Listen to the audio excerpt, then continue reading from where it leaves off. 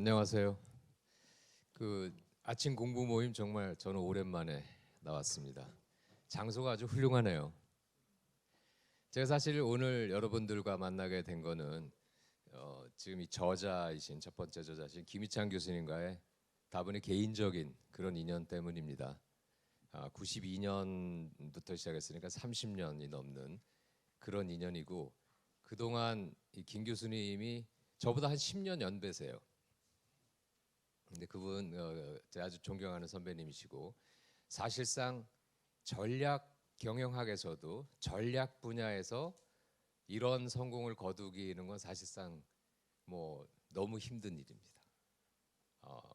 특히 이제 한국 사람이 이게 한국 사람이 뭐 못하는 게 아니라 이게 워낙 개념적이고요.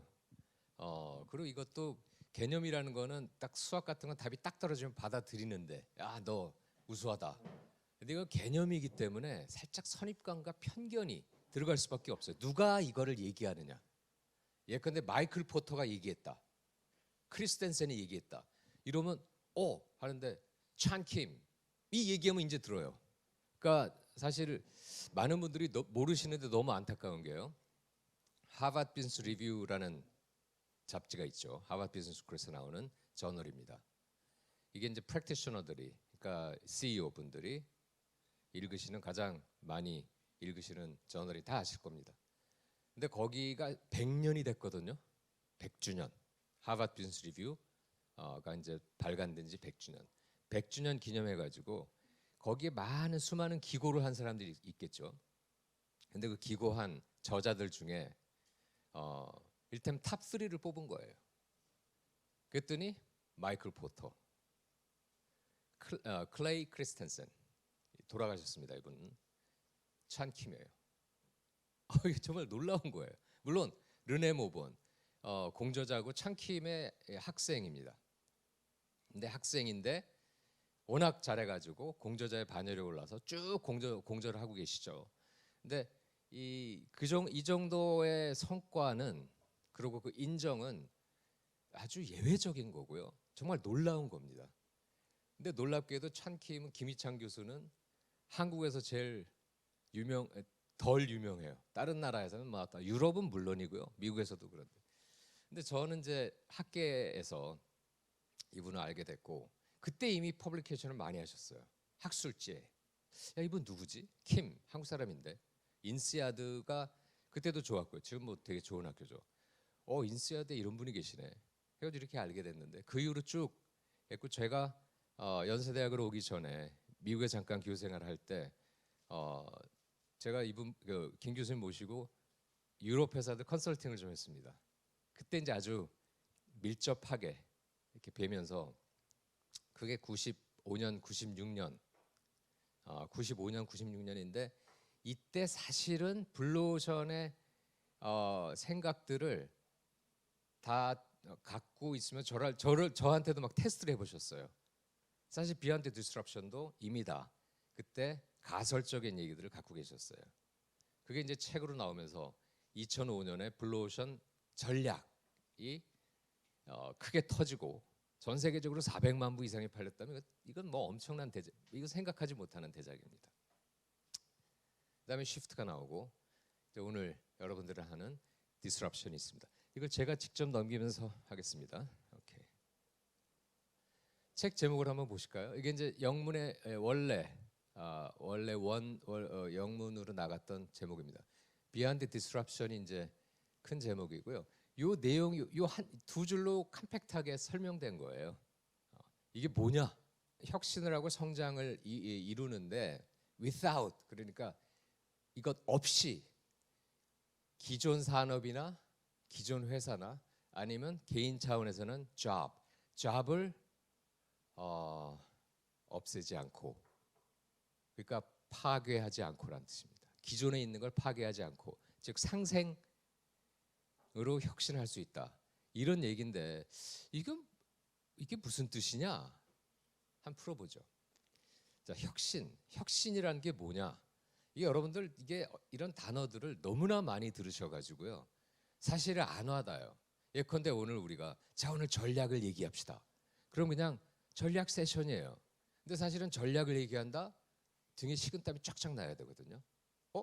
일상적인 오퍼레이션이 아니라 전략을 얘기하자고? 이건 죽고 사는 얘기를 하자는 얘기예요. 뭔가 심각한 게 있구나. 일테면 의사가 굉장히 심각한 얼굴로 수술을 해야겠다. 뭐 이런 거예요. 죽을 수도 있구나. 혁신도 사실은 그 정도 얘기입니다. 혁신도. 정말 아주 근본적인 변화를 얘기하는 건데 우리가 그냥 혁신해서 남발해서 사실 우리 여기 분들은 다 이게 CEO 분들, 리더들이신데 단어의 그 임팩트를 주기에 이 단어 그럼 딴 단어를 쓸까? 그러니까 막 별의별 단어를 다 쓰는데 그래도 사실은 원래 단어가 있지 않습니까? 근데 혁신이라는 단어를 써가지고 지금 위기의식이 아니라 위기예요. 이걸 일깨우고 우리가 이대로는 안 된다라는 걸 해야 되는데 혁신했는데 사람들이 감동이 없는 거죠. 그래서 혁신을 다시 한번 우리가 리마인드 해야 됩니다. 혁신이란 게 뭐였더라? 혁신은 그렇습니다. 그냥 하루하루 일상적인 오퍼레이션을 조금씩 낳게 하는 점진적 개선이 아니라 근본적인 변화고요. 근본적이라는 건 뭐냐면요. 내재적인 거예요. 옷만 갈아입는 게 아니라 속을 바꾸는 거예요. 속을. 트랜스포메이션이에요. 사실은 변신이에요. 그럼 그 혁신이 왜 필요한데? 당연한 얘기 아니겠습니까? 지금 방법으로는 안 된다는 거예요.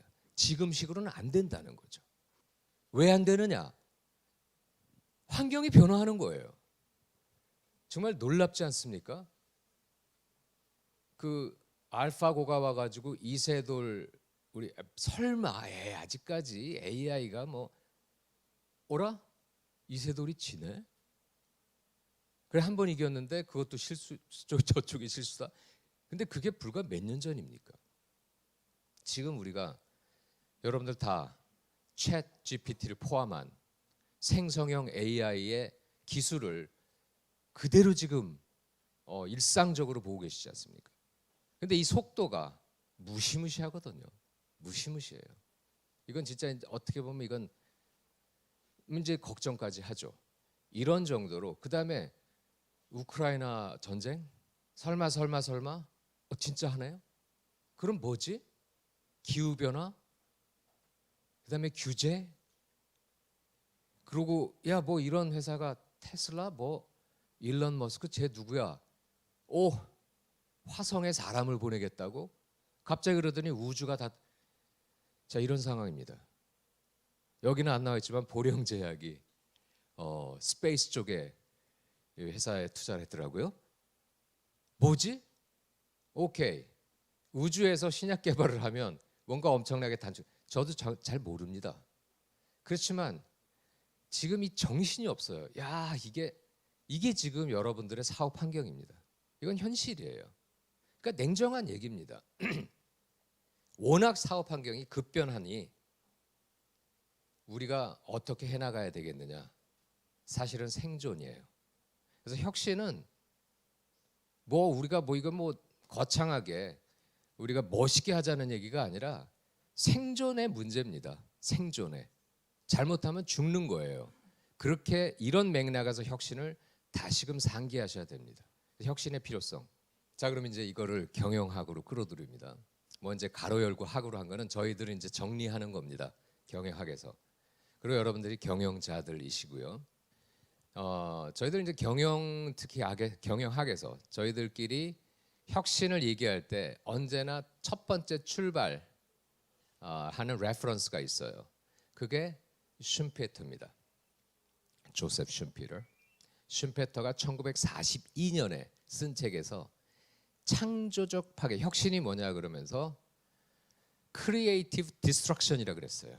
창조적 파괴예요. 그러니까 기존에 있는 것들을 창조적으로 아주 새로운 것이 나오는 것도 물론 있겠지만 있는 것들을 창조적으로 조합하면서 새로운 이 장을 연다. 근데 그렇게 함으로써 기존의 많은 것들이 다 도태되거나 없어지고 우월한 이런 기술이나 이런 솔루션들이 또 다른 그 다음에 장을 연다. 뭐 이런 얘기들입니다. 이 전통하에 클레이 크리스텐센 기억하시죠? 이번에 하버드 비즈니스 리뷰에 100주년 기념의 사상가를 꼽았는데 포터, 크리스텐센, 찬킴, 그 크리스텐센입니다. 안타깝게도 돌아가셨어요. 이 양반이 몰몬이었거든요. 한국에 와가지고 선교 활동돼가지고 한국말도 잘해요. 한국에 온 거를 보신 분들도 계실 거예요. 근데 이분이 1997년에 Innovator's Dilemma, 혁신자의 혁신 기업의 딜레마라는 책을 썼어요. 그러니까 무슨 얘기냐면 거기에 리서치 퀘스천은 딱 하나입니다. 왜 혁신하는 리딩 컴퍼니가 죽는가? 혁신을 했어요. 그래가지고 선도 기업으로 쭉 왔는데 죽어요. 왜 그렇지? 했더니 혁신을 안 해서예요. 옛날 혁신을 한 거죠. 환경이 변했는데 옛날 혁신 가지고 계속 단물을 빨아먹으면서 계속 가는 거예요. 너무 달콤하고 지금 살만하니까 바꾸질 않는 거죠. 디지털 기술을 제일 먼저 갖고 있었지만 아날로그 필름을 더 완벽하게 하겠다. 디지털 카메라가 더 확산되는 거를 그럴 리가 없다. 코닥이 죽고요. 피처폰에서 뭐 여러분들 다 노키아 너무 잘 아시죠, 그죠? 노키아의 이 핸드폰 쪽입니다. 이게 죽는 거는 뭐 스마트폰 웃기지 마. 그렇지만 2007년 애플의 아이폰이 나오면서 끝나는 거죠. 그러니까 지금 이게 환경이 엄청나게 변하는데 설마 하다는데 이노베이터, 그러니까 혁신했던 기업들조차 혁신의 희생양이 된다. 근데 그 개념을 어떻게 잡아냈냐면은 그러니까 또 다른 혁신을 하고 치고 오르는, 그러니까 수면 위에 뭐 관심도 없던 회사가 파가지고 갑자기 그냥 뒤엎어버리는, 그거를 파괴적 혁신, disruptive innovation이라고 명명을 했고요. 97년에 이 책 이후에 이 파괴적 혁신이라는 거는 너무도 많은 경영자들이 그거에 대해서 거의 각인이 되다 싶을 정도로 기억을 하고 있습니다. 여러분들도 그러실 거예요. 지금 이게 오늘 출발점입니다. 혁신은 뭐냐? 혁신은 파괴다. 이게 전략이라는 필드는요, 이게 생각하는 사고방식이에요. 그러니까 어떻게 생각하느냐인데, 어떻게 생각하는 거를 그냐를 잡아주는 게 소위 관점이라는 거죠. 어떤 관점에서 이걸 보느냐? 혁신을 파괴의 관점에서 본다는 겁니다. 왜 그렇게 됐느냐? 말씀드렸죠. 슌피에르부터 시작해가지고 크리스텐센, 이렇게 이어주는, 한마디로 이걸 우리가 뭐라 그러냐면요, 메인스트림이라 그럽니다. 메인스트림, 주류 이론입니다. 혁신의 주류 이론은 파괴예요. 파괴예요. 자, 이러다 보니까 파괴하려고 합니다. 혁신이 필요하다. 여러분, 당위성, 다 그거는 다 공감하시잖아요. 나도 알아. 우리도 혁신해야 된다는 걸. 그러면서 거의 옵세션에 들 정도로, 여러분들 막 강박관념을 가질 정도로 혁신을 해야 됐다는 생각은 많은 분들이 갖고 계세요. 근데 문제는 방법이에요. 혁신은 파괴야. 이게 탁 이 관점이 박혀 있으니까 파괴하려고 그래요. 시장에서 어떻게 하시려고 그러죠? 경쟁자를 파괴하려고 그러죠. 이게 마이클 포터의 경쟁 전략입니다. 전략은 뭐냐? 경쟁자를 이기는 것이다. 이게 마이클 포터의 경쟁 전략이에요. 블루오션은 경쟁할 필요 없다. 고객을 봐라. 뭐 이거거든요. 너무도 뻔한 것 같은데 엄청난 관점의 차이예요. 혁신도 똑같은 거로 지금 들어오는 겁니다. 그럼 내부, 자, 새로운 CEO가 왔어요. 되게 뭐부터 하냐면요, 전임자가 했던 거를 파괴해요. 구태다. 나는 새로운 걸 한다. 사실 뭘 보이긴 해야죠. 새로운 리더가 새로운 비전도 보이고 그래야 되는데, 문제는 혁신을 하자를 파괴의 관점에서 보다 보니까 일단 없애는 거죠. 기존 걸 없애야 된다. 그러고 이제 자기는 스스로 자부심을 갖습니다. 나는 혁신하고 있다. 근데 사실은 그 파괴하는 것 중에 어느 거는 좋은 거예요. 파괴할 필요가 없어. 그냥 그 전통은 그냥 가지고 가도 돼요. 근데 그걸 파괴해버려요. 야, 조직 구성원들 뭐지? 이제까지 믿었던 걸 또 다 파괴하네? 이게 한두 번 오다 보니까 어떻게 됩니까? 혁신이 안 되죠. 혁신이 안 돼요. 야, 이건 뭐야? 자, 이런 것들이 지금 혁신은 파괴다라는 관점에서 시작해서 일어나는 일련의 일들입니다. 우리가 너무 많이 경험하고 있죠. 그래서 어려워요. 혁신이. 혁신은 해야 된다. 라고 딱 합니다. 혁신을 딱 막상 하려니까 어려워요.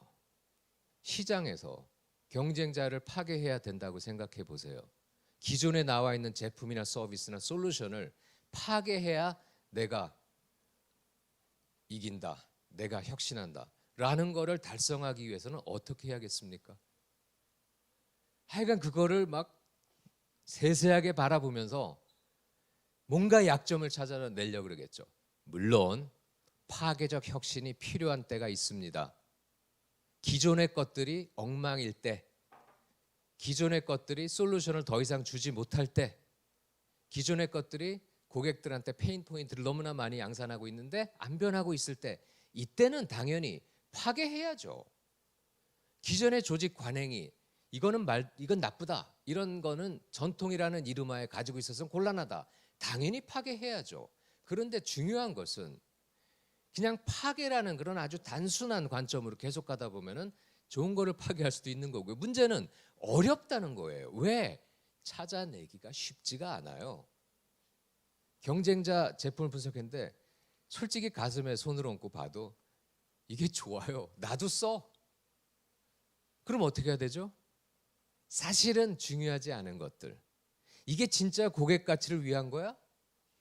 요즘 ESG 관점에서 이게 진짜 더 세상에 나은 건가? 그렇지가 않아요. 자기는 알아. 그렇지만 그거를 다소 억지스럽게 포장해가지고 뭔가 새롭다 이러면서 사실은 더 세상이 더 나아지지 않을지도 모르는 엉뚱한 곳으로 혁신이라는 이름 하에 시장이 혼란스러워지곤 합니다. 내부, 이건 더 어려워요. 조직 구성원들이 혁신 좋다 그러다가 막상 네가 혁신 대상이야. 누가 해요 이거를? 누가 해요? 생각해 보면요. 기존의 틀에서 혜택을 받고 있는 사람들이 대부분일 겁니다. 혁신을 통해서 만약에 기존의 룰이 다 파괴된다면 좋아할 사람이 소수일 거예요. 이걸 누가 합니까? 소수가 하겠죠. 그러나 다수가 저항하죠. 경쟁자들의 제품을 파괴하는 건 좋아합니다. 공동의 적이니까. 그렇지만 만약에 야, 우리가 이 프로덕트 디비전 팔자. 왜? 이거는 혁신에서 이 혁신의 대상이야. 아니면 우리가 이제까지 해던 제품 요거 이제 그만 중단하자. 야, 이러면 또 달라집니다. 이건 거의 자기네들의 정체성에 가까워서 야, 이거 우리가 이건데? 야, 이 제품이 어떤 제품인데? 이모셔널 어태치먼트까지 들어가고요. 그래서 혁신의 대상이 자기 거, 자기가 만들었던 거, 뭔가 하여간 자기의 감정적 어태치먼트가 있는 거, 이런 것들을 파괴하자 그러면 이게 되겠습니까? 그래서 혁신은 어려운 거예요. 대다수 혁신이 실패가 되죠. 따라서 혁신은 어려워요. 당위성은 인정하는데 혁신은 어렵다. 왜 어렵지? 파괴와 비파괴로 나뉘니까 어려운 거죠. 비파괴 파트에서 격렬한 아주 저항이 일어날 수밖에 없는 거죠. 여기서 이제 김희창 교수가 질문을 던집니다. 혁신은 꼭 파괴적이어야 돼? 이 질문입니다. 단순하죠. 그러나 펀더멘탈하죠. 아주 근본적이죠. 지금 우리가 어떤 어썸션을 가지고 살고 있잖아요. 근데 그 어썸션 자체를, 가정 자체를 한번 챌린지 해보는 거예요. 혁신이 꼭 파괴적이어야 돼? 근데 오랜 끝에 사실 이번 책이 나오는 거죠. 그래서 블루오션의 생각에 완결판이다라고까지 이제 저자들이 얘기를 하시는 건데 그렇지가 않다라는 겁니다. 저희들 이제 저를 포함해서 김 교수님들 이제 경영학 학자들이죠. 경영학 이론이 어떻게 형성되냐면요. 저희들은 이게 응용 학문입니다. 그렇기 때문에 어떤 원리부터 시작해가지고 막 그거를 도출해내는다기보다는 어떤 원리가 있지 않을까 해가지고 귀납적으로 쭉 들어갑니다. 그러니까 굉장히 성과를 엄청나게 내는 회사가 있으면 그 회사를 들여다보기 시작해요. 이 회사는 어떻게 하지? 이렇게 하는구나. 또 다른 회사를 봤더니 이 회사도 그런 공통점이 발견되네. 잘하는 회사들의 공통점이 있구나. 망하는 회사들의 공통점이 있구나. 이렇게 사례를 가지고 모읍니다. 그러다가 이 정도면은 보편하고도 타당하다. 이때 theory가 되는 거죠. 이론이 되는 거예요. 그게 이제 교과서에 실리는 얘기들이죠. 그렇게 접근했더니 theory가 나오는 거예요. 어라? 야, 비파괴적 혁신이 널려 있어. 정말 많아. 그냥 예를 든 거예요. 안경, 저도 안경을 쓰고 있습니다만 안경 이전에 뭐가 있었죠? 그 안경이 뭘 파괴한 겁니까? 포스트잇. 사실은 이거 폐기되는 기술이었죠. 아니 접착제를 만들었는데 접착력이 떨어져요. 이거 뭐야? 그래서 야, 참 이 안타깝다 그러는데 이거를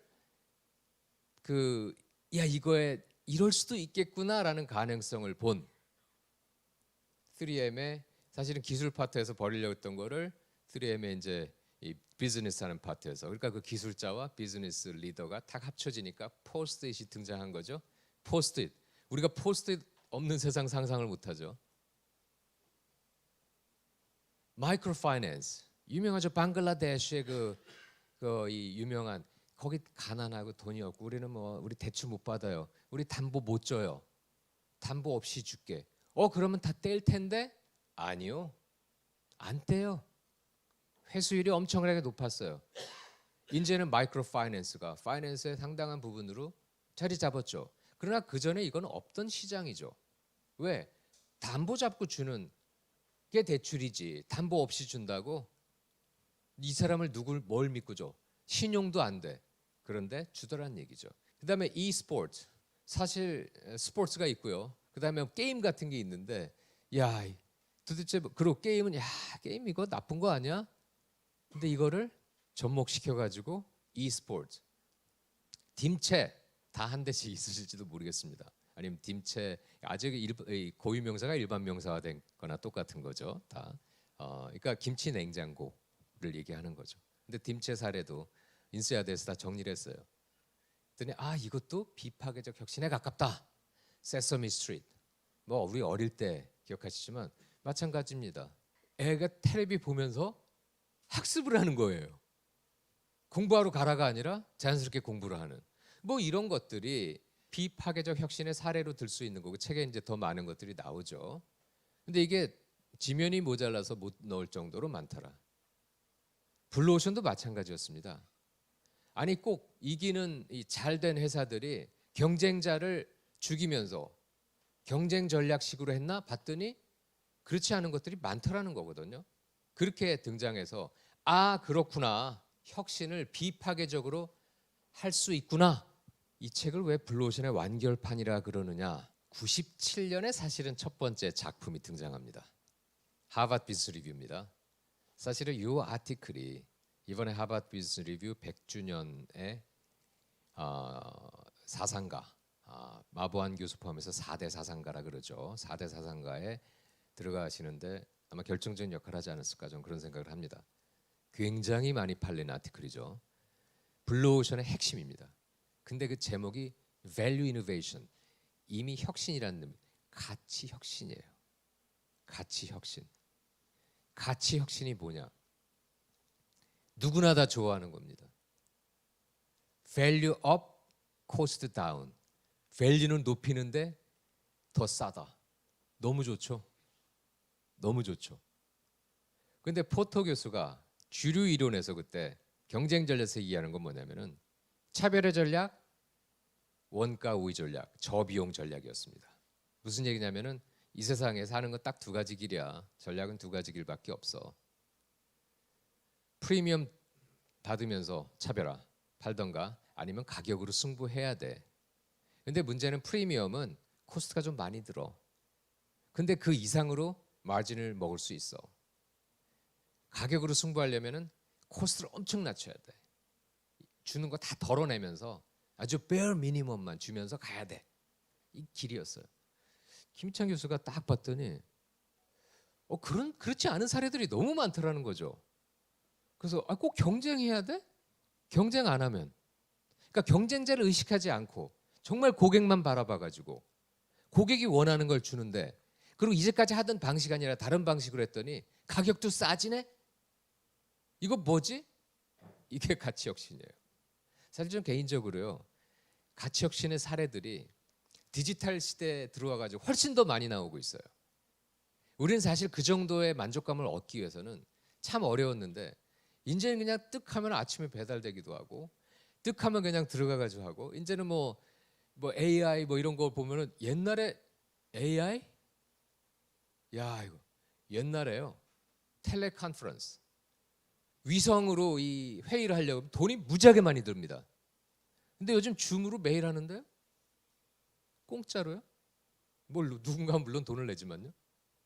자, 이게 이제 가치 혁신인데 그거를 그 케이스를 많이 하고 2005년에 책으로 그게 블루오션 전략이 나오는데 저자들 김 교수님의 이제 이 말씀으로는 야, 2005년 블루오션 전략 원래 책으로 낼 생각이 없었어. 난 책을 생각한 적이 없었어.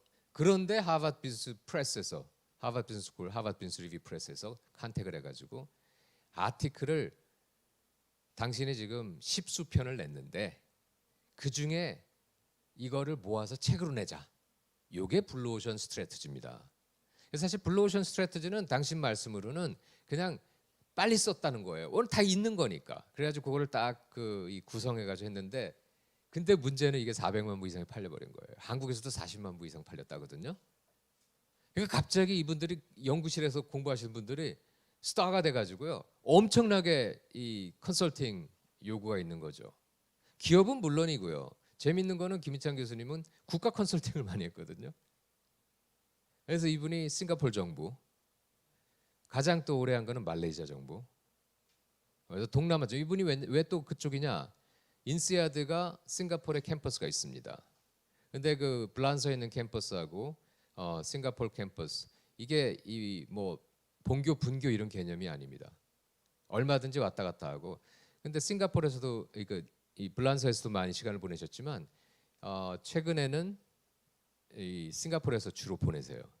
왔다 갔다 하시면서 그 정보 알게 되고 그 정보들을 자문하시면서 나 싱가포르에서 좀 더 시간을 많이 보내겠다. 이런 식으로 해서 국가 자문도 하고요. 그래서 쭉 자문의 케이스를 많이 쌓다 보시니까 이 얘기를 그때 2005년 책에 좀 했었으면 좋겠다.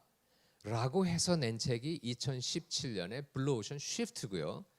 혹시 읽어보신 분들은 아시겠지만 이건 거의 컨설팅 매뉴얼이에요. 전 사실 제가 박사를 마치고 첫 번째 직장이 맥킨지라는 컨설팅 회사였는데요. 제가 보는 관점에서는 교수님과 이 컨설팅 매뉴얼인데요. 스텝 바이 스텝 이렇게 하면 된다. 근데 그러다 보니까 너무 좀 약간 조금 책이 두껍고 좀 복잡해지긴 했어요. 그렇지만 실제 경영자들 관점에서 보면 블루오션 전략은 개념을 막 줬는데 툴도 소개를 했죠. 근데 그걸 어떻게 그 개념을 그 툴을 어떻게 사용하느냐가 쉬프트에 다 정리가 돼 있는 거예요. 스텝 바이 스텝. 5단계로. 이게 이제 쉬프트입니다. 2017년에 책을 쓰신 다음에 2018년 1월 달에 한국에 오셔가지고 하이아트에서 한 1000명 정도 800명 정원인데 꽉 차가지고 1000명 가까이 됐다고 합니다. 그래서 조찬 강연했어요. 1월 초에 겨울에 한겨울에 막 그때 눈이 막 내리고 굉장히 쌀쌀한데 정말 인산인해가 됐었어요. 그때 이제 제가 거기서 마더레이트도 하고 같이 이제 참여를 했었는데 그때 끝나고 이렇게 말씀하시더라고요. 아마 이 책이 마지막이 될 것 같아. 블루오션 시프트가. 뭐 내가 책을 뭐 또 더 쓰겠니? 그리고 이번 책 쓰느라고 너무 힘들었어. 2017년. 근데 2017년 책에 한 챕터에 나옵니다. 한 장에 비파괴적 혁신이라는 개념이 등장합니다.